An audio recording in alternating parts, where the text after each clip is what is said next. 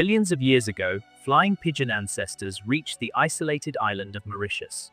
In a world without predators, the dodo evolved bigger through island gigantism, saving energy by losing flight.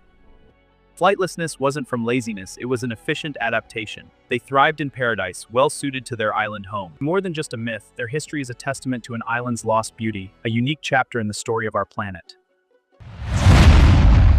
Humans reached Mauritius in the 1500s. Hunting and invasive animals drove the dodo to extinction by the late 1600s.